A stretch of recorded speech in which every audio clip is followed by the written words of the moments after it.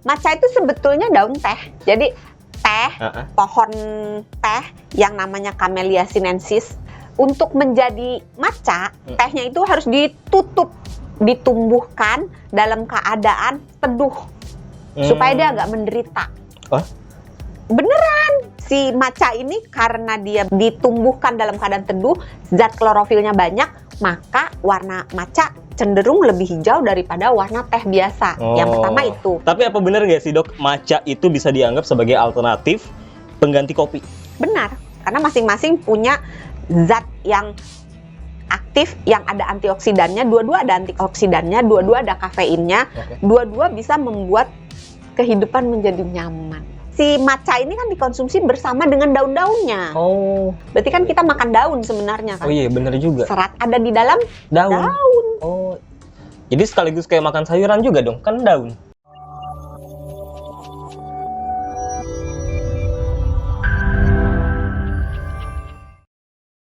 Hai, watashi wa namae wa Sony Wicaksono.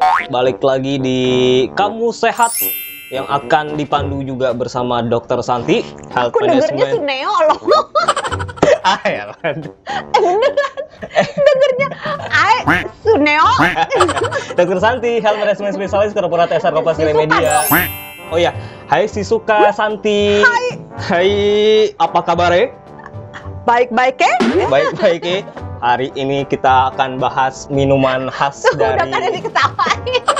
minuman khas dari Jepang. Ya. Matcha ya? Hai. Matcha Ci. Matcha. Cinci emang. Kita bakal bahas matcha, Dok San. Ya. Matcha itu minuman yang sekarang lagi hits. Bukannya itu ya di depan cermin gitu. Matcha. Oke, baiklah, sahabat semua. Sabar. Matcha ini pokoknya setiap sudut ada, apalagi kalau main ke Blok M. Tiap ini sekarang udah kedai-kedai kopi semua pada menunya matcha semuanya. Sampai ke dalam berbagai bentuk. Nah, sampai ke biasanya kan mulai dari minuman sampai kue. Nah, oh iya benar. Kalau dulu kan ada yang menjamur itu kedai-kedai teh yang di pinggir jalan. Sekarang udah ada kedai-kedai matcha cuma 5.000 doang. Iya, by the way, kedai tehnya udah pada nggak ada ya? Iya, makanya kan diganti sama matcha. Itulah Ganti dia. sama matcha, bener. Tapi matcha itu sebenarnya berasal dari apa sih, Dok? Matcha itu sebetulnya daun teh. Daun teh. Ijo. Nggak boleh yang ungu tuh. Jadi teh, pohon teh yang namanya Camellia sinensis. Sebenarnya sinensis tuh katanya berasal dari bahasa Latin yang artinya dari China. Oh iya. Iya, ini beneran serius. Okay. Jadi memang asalnya itu si pohon teh ini dari Cina. Nah, untuk menjadi matcha, tehnya itu harus ditutup, ditumbuhkan dalam keadaan teduh. Supaya dia agak menderita. Beneran. Oh gitu. Jadi si pohon tehnya ini kan sebagaimana tanaman butuh matahari kan.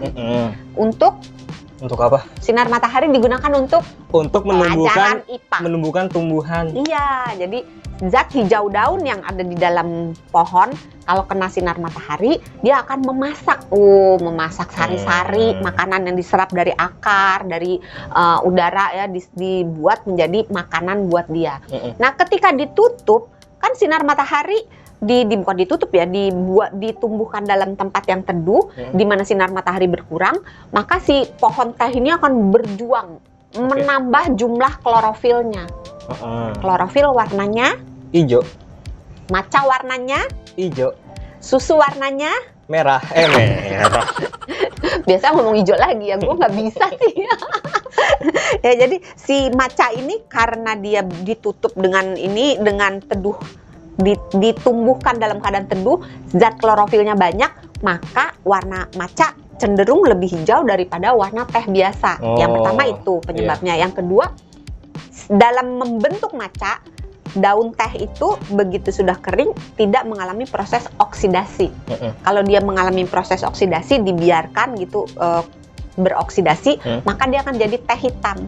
Teh yang dijual pada umumnya di Indonesia, yang banyaklah di mana-mana ditemukan gitu, di warung-warung juga ada, itu teh hitam, black tea.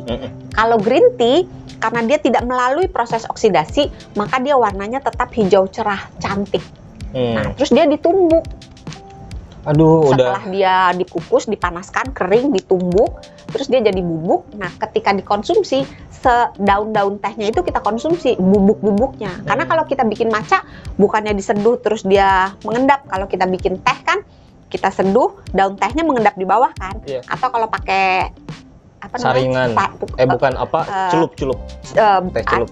Tapi kantongnya kan Iya. nggak larut di dalam tehnya. Tapi kalau matcha dia larut, daun tehnya itu larut dan kita konsumsi. Duh, berarti udah mau berjuang, ditumbuk, abis itu diminum semua ya nih.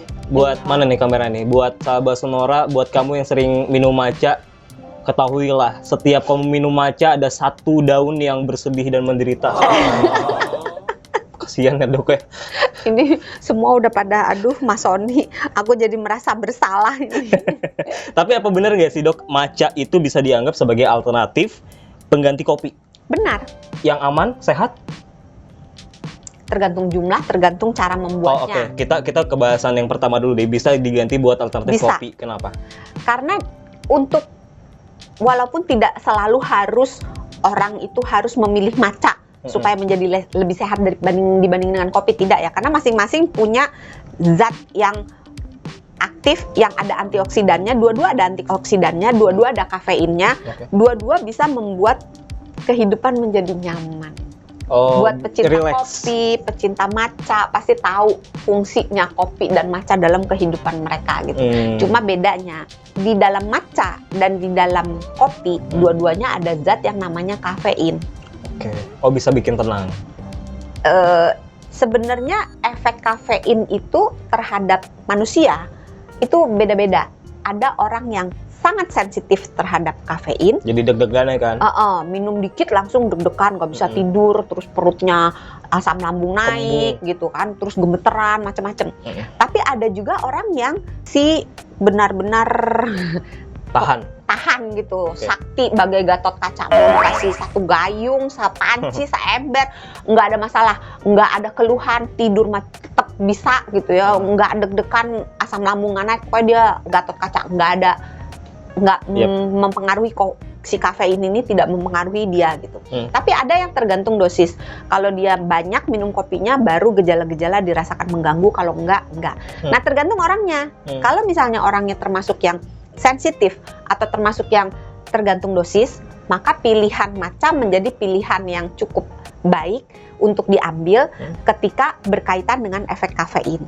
Karena di dalam si matcha itu ada zat yang membuat efek kafein itu naiknya dikit-dikit, pelan-pelan, tapi stabil. Oh, step by step. Zatnya itu bikin kalem orangnya gitu. Makanya kalau minum matcha nggak bisa tuh, aduh, kan ada orang yang minum kopi biar melek gitu, langsung melek gitu. Minum kopi langsung melek kan, seger gitu. Iya. Tapi kalau minum matcha nggak bisa. Dia butuh waktu pelan-pelan dan nggak bisa yang efeknya langsung terasa gitu. Jadi dia pelan-pelan, steady. Jadi steady apa ya? Stabil. Jadi dia pelan-pelan, stabil, dan bikin orangnya itu gangguan-gangguan terhadap kafein itu menjadi lebih minimal dibandingkan dengan kopi. Oke, jadi kalau yang pengen tenang, tipsnya minum matcha ya bener ya berarti ya? Kalau pengen tenang ya jangan dengerin Mas Sony, jadi nggak tenang jadinya. Ya baiklah. Salah ya. Kandungan apa aja dok yang ada dalam matcha yang bisa bikin tubuh kita jadi lebih sehat? Matcha itu sebenarnya hampir sama seperti teh, tetapi menjadi dalam tanda kutip sedikit lebih baik dalam urusan fiber. Fiber tuh apa? Serat.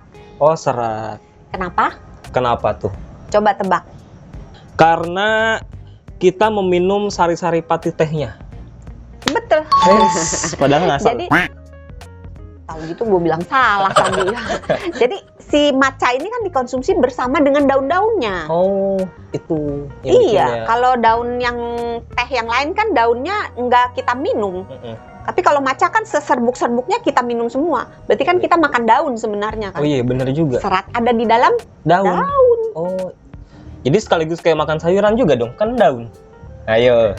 Iya juga sih, tapi kan cuma 1 gram, 2 gram. Iya Kalau sih. makan bayam seikat masa perapat. Lebih baik sedikit daripada nggak sama sekali, bener nggak dong? Iya kan? Iya. Nah kan. Terus efek samping, efek baik. Zat lainnya lagi di dalam matcha itu ada tadi kafein. Tapi kafeinnya karena dia diimbangi dengan L-theanin, yang Jadinya membuat jadi joget TikTok. gimana, gue nggak pernah lo joget Iya TikTok. sama, gue juga nggak pernah. Mesti tanya Mas Markus nih. Jadi gue kemana? Lah kan itu yang Oh, ya, joget pernah yang ya? melet-melet itu kan. Yang gimana? Nggak bisa. Ayo lah, Mas gue malu. Markus. Mas Markus, joget. Kafein nih, terus habis Kafein. itu L-theanin. L-theanin. Nah, L-theanin ini yang menyebabkan orang jadi kalem tadi. Oh, oke. Naik kafeinnya pelan-pelan. Mm. Nah, L-theanin sendiri fungsinya untuk antioksidan. Nah, terus selain itu di dalam si tehnya itu kan tadi yang awal-awal kita udah ngomong ada klorofilnya. Oke. Klorofil juga membantu tubuh kita membawa efek-efek baik, Mm-mm. terus bisa berfungsi sebagai antioksidan juga. Terus ada vitaminnya juga. Vitamin apa aja? Vitamin A, D, A, E, D, K. Yang nggak ada, Adek. yang nggak ada itu D, sorry. Oh, AEK. A, B, C, E. A B C E K. Oh, oke. Walaupun dalam jumlah yang sedikit-sedikit Oh, ya, iya. sangat sedikit. Terus ada mineralnya juga, ada beberapa mineral dan itu juga bisa membawa efek positif dalam tubuh kita selain banyak antioksidannya Oke. juga. Bagus jadi. Dok, dari dulu itu kan trennya ngopi ya kan? Mm-mm. Kalau pengen chill, pengen Ah. santai kan ngopi. Terus sekarang kenapa sih? Bisa nggak kalau dari sisi kesehatan Dokter Santi jelasin kenapa sekarang ini trennya jadi geser ke matcha nih? Udah warnanya cantik gitu. Terus efeknya ke badan lebih soft daripada kopi. Trending terus orang jadi ngerasa, gue keren loh kalau minum matcha. Karena ya untungnya juga sehat juga ya matcha itu ya. Belum tentu.